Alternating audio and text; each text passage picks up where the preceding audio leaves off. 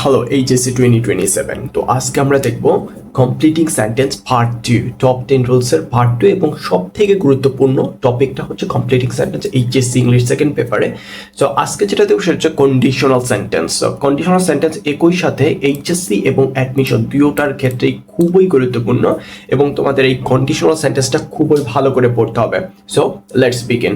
এবং তার আগে বলে নেই, যারা ফার্স্ট পার্টটা দেখো নাই ওই পার্টটাও ভালো করে দেখে নেবা। আই থিঙ্ক তোমাদের জন্য এটা বেশি হেল্পফুল হবে। দেখো, সো 3 ধরনের কন্ডিশনাল সেন্টেন্স আছে। 3 ধরনের না, সাধারণত 4 ধরনের হয়। আমরা পরবর্তীতে বোনাসটা আমরা একটু দেখবো। সো 3 ধরনের কন্ডিশনাল সেন্টেন্সেস আছে, সাধারণত এইচএসসি পরীক্ষায় আসে। And this is the most important part and 2 questions must come from here. এবং আমরা এটা বিগত সালগুলোতে দেখা গেছে যে 2টা কোশ্চেন মিনিমাম এই কন্ডিশনাল সেন্টেন্স থেকে আসে। সুতরাং বুঝতে পারতেছো এটা খুবই গুরুত্বপূর্ণ একটা টপিক এবং খুবই ভাইরাল একটা টপিক। তোমরা যদি এটা ভালো করে পড়ো তাহলে অ্যাডমিশন টেস্ট এবং এইচএসসি দুই ক্ষেত্রেই তোমরা হাইলি বেনিফিটেড হবা। দেখো, প্রথম যেটা দেখবো সেটা হচ্ছে ইফ কন্ডিশন, ফার্স্ট কন্ডিশন। তো ফার্স্ট কন্ডিশনের নিয়মটা একটু যদি তোমরা একটু দেখো তাহলে দেখো, প্রথম হচ্ছে ইফ থাকবে, তো হচ্ছে প্রেজেন্ট ইনডিফিনিট টেন্স থাকবে। তার মানে মাথায় রাখবা যে ইফ এর প্রথম অংশ যদি প্রেজেন্ট ইনডিফিনিট টেন্সে হয় তাহলে পরের অংশ হবে ফিউচার ইনডিফিনিট টেন্স। তো যারা টেন্স সম্বন্ধে জানো না, প্লিজ তাহলে টেন্সের ভিডিওটা দেখে নেবে এবং খুব ভালো করে টেন্স সম্বন্ধে আলোচনা করা হয়েছে। তাহলে ইফ এর প্রথম অংশ প্রেজেন্ট ইনডিফিনিট হলে পরের অংশ হবে ফিউচার ইনডিফিনিট। একটা নোট আছে যে ইফ সেন্টেন্সের মাঝখানেও থাকতে পারে, শুরুতেও থাকতে পারে। এটা মাথায় রাখতে হবে যে সেন্টেন্সের শুরুতেও থাকতে পারে, মাঝখানেও থাকতে পারে। তাহলে ইফ এর ফার্স্ট কন্ডিশন হচ্ছে ইফ এর প্রথম অংশ যদি প্রেজেন্ট ইনডিফিনিট হয়, পরের অংশ হবে future indefinite. For example, if he fails in the exam, in the HSC exam, so যদি সে এইচএসসি পরীক্ষাতে ফেল করে, he will be neglected by others, সে অন্যদের দ্বারা অবহেলিত হবে, তুচ্ছ-তাচ্ছিল্যের শিকার হবে। ওকে, নেগলেক্টেড হবে, অপমানিত হবে। তাহলে দেখো, প্রথম অংশ আমরা জানি যে ভার্ব দেখে আমরা এটা বুঝতে পারতেছি যে প্রেজেন্ট ইনডিফিনিট টেন্স আছে, কারণ এস বা ইয়েস আছে ভার্বের শেষে। তাহলে কি আছে, এস বা ইয়েস যুক্ত আছে। তারপরে দেখো হি উইল হচ্ছে ফিউচার ইনডিফিনিট হয়, তাহলে একটা V1 বসে হচ্ছে বি। তাহলে he will be neglected by others extend. তাহলে ইফের প্রথম অংশ প্রেজেন্ট ইনডিফিনিট আছে, পরের অংশ আছে ফিউচার ইনডিফিনিট। আরেকটা যদি দেখো, যেমন Raisa will definitely write the letter, যে Raisa will definitely write the letter if Charlie supports her, যদি চার্লি তাকে সাপোর্ট করে তাহলে রাইসা লেটারটা লিখবে। দেখো এখানে কিন্তু ইফটা হচ্ছে মাঝখানে, সেন্টেন্সের মাঝখানে আছে এবং প্রথম অংশ কিন্তু ফিউচার ইনডিফিনিট আছে, পরের অংশ হচ্ছে প্রেজেন্ট ইনডিফিনিট আছে। সো এরকম এক্সচেঞ্জ হতে পারে, লাইক প্রথম অংশ ফিউচার ইনডিফিনিট, পরের অংশ প্রেজেন্ট ইনডিফিনিট হবে, অথবা প্রথম অংশ প্রেজেন্ট ইনডিফিনিট হলে পরের অংশ হবে ফিউচার ইনডিফিনিটে। আশা করি এটা বুঝতে পারছো। তো ইফ এর সেকেন্ড যে কন্ডিশনের নিয়মটা সেটা হচ্ছে ইফ প্লাস হচ্ছে পাস্ট ইনডিফিনিট টেন্সে। তাহলে কি হবে, ইফ পাস্ট ইনডিফিনিট মানে ইফের প্রথম অংশ যদি পাস্ট ইনডিফিনিট টেন্স হয়, যারা পাস্ট ইনডিফিনিটের স্ট্রাকচার জানো তাদেরকে বলে নেই, প্রথমে সাবজেক্ট হবে, তারপরে V2 হবে, তারপরে এক্সটেনশন হবে। তো অবশ্যই টেন্স সম্বন্ধে এখানে ভালো একটা আইডিয়া থাকতে হবে। তাহলে ইফের প্রথম অংশ পাস্ট ইনডিফিনিট টেন্স হলে পরের অংশ হবে সেকেন্ড কন্ডিশন। সেকেন্ড কন্ডিশন নাম কি, subject plus would could might plus V1 plus হচ্ছে এক্সটেনশন। তাহলে কি কি থাকবে, second condition if subject plus would could might plus V1 plus extension। Okay, তাহলে ইফের প্রথম অংশ পাস্ট ইনডিফিনিট হলে পরের অংশ হবে second condition structure subject plus would could might plus V1 plus extension। দেখো ফর এক্সাম্পল, উদাহরণস্বরূপ যদি আমরা এখানে একটু দেখি যে ইফ আই ওয়ার রিচ, আমি যদি কি হই, ধনী হই, I would help needy people, আমি কি করব, নিডি পিপলকে হেল্প করবো। দেখো ইফ এর প্রথম অংশ দেখো কিসে আছে, পাস্ট ইনডিফিনিট আছে, এখানে ওয়াজ অথবা ওয়ার, এখানে আছে ওয়ার আছে, তাহলে এটা হচ্ছে পাস্ট ফর্ম, এটা হচ্ছে তোমার পাস্ট ফর্ম হচ্ছে, আর এর পাস্ট ফর্ম হচ্ছে ওয়ার। তারপরে আই উড হেল্প ইউ, তাহলে সাবজেক্টের পর হচ্ছে উড কুড মাইট, যে কোনো একটা আমরা এখানে উড দিয়েছি, তারপর হচ্ছে V1 হেল্প, V1, তারপর এক্সটেনশন নিডি পিপল, আমি যারা দরিদ্র লোকজন আছে তাদেরকে আমি সাহায্য করবো এরকম। অথবা আমরা বলতে পারি আরেকটা যদি এক্সাম্পল দেখি, if I had more time, আমার যদি বেশি সময় থাকতো, আই উড লার্ন জাপানিজ, আমি কি করতাম, জাপানিজ শিখতাম, আমার হাতে যদি পর্যাপ্ত পরিমাণে সময় থাকে আমি জাপানিজ শিখতাম। তাহলে দেখো ইফের প্রথম অংশ পাস্ট ইনডিফিনিট আছে হ্যাড এবং পরের অংশ second condition would plus V1 okay. So এইভাবে তোমাকে পড়তে হবে।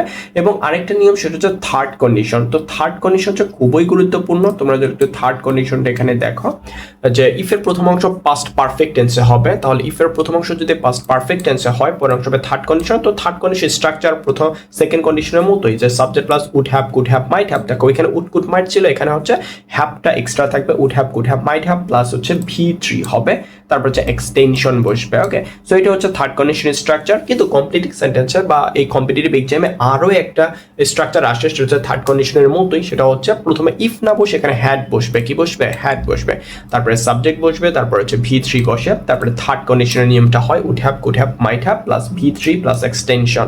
ফর এক্সাম্পল আমি যদি একটু এক্সাম্পলটা দেখি যে if I had studied harder, if I had studied harder, আমি যদি আরো কঠোরভাবে অধ্যয়ন করতাম বা পড়াশোনা করতাম। দেখো এখানে কোন টেন্স আছে, পাস্ট পারফেক্ট কিভাবে, কারণ যে হ্যাড আছে তারপরে V3 আছে।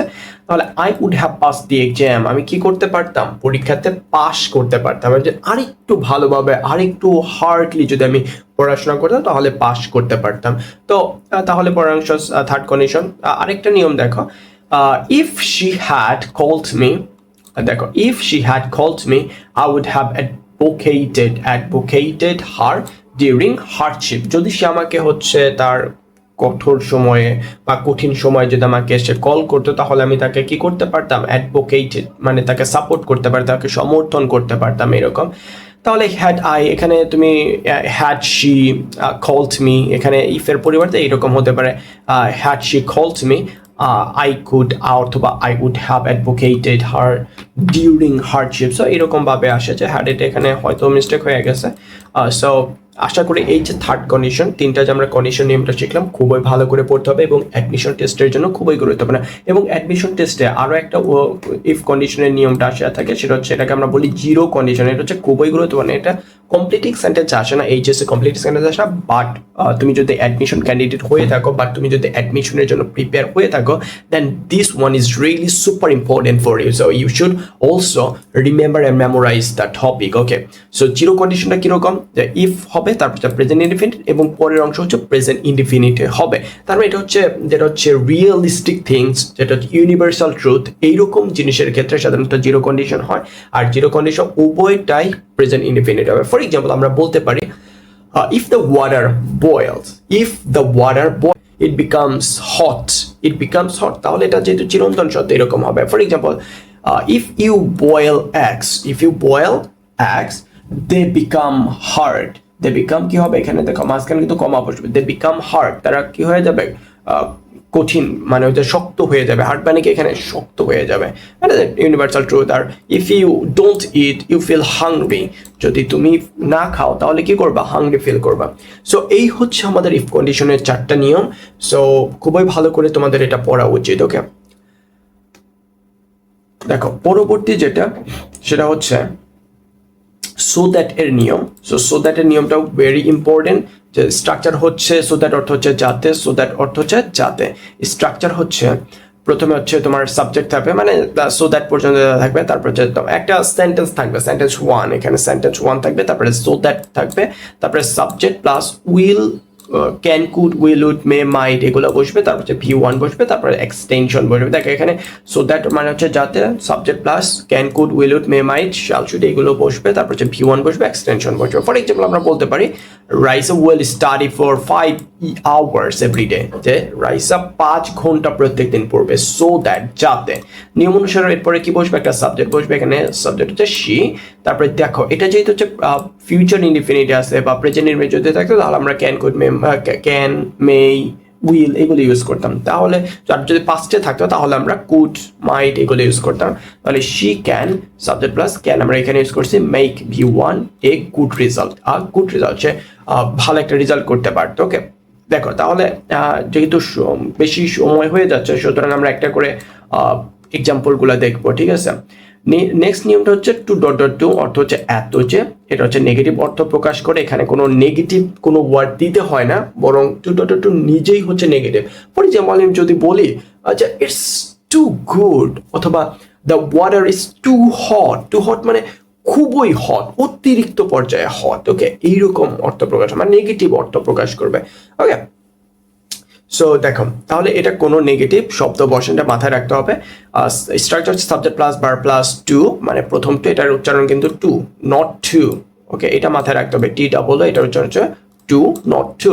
তারপর হচ্ছে অ্যাডজেক্টিভ বসবে, তারপরে টু বসবে, তারপরে V1 প্লাস হচ্ছে এক্সটেনশন বসবে। For example, Mister Charlie is too old to move. Mister Charlie is too old to move. দেখো মিস্টার চার্লি সাবজেক্ট প্লাস হচ্ছে ভার্ব ইজ, তারপর হচ্ছে টু, আমরা টু ব্যবহার করছি, তারপর হচ্ছে অ্যাডজেক্টিভ এখানে ওল্ড, তারপর হচ্ছে টু আমরা ইউজ করছি, তারপর হচ্ছে V1 মুভ। ওকে, সো তুমি চাইলে এখানে আরো বেশি এক্সটেনশন ইউজ করতে পারো, বাট আই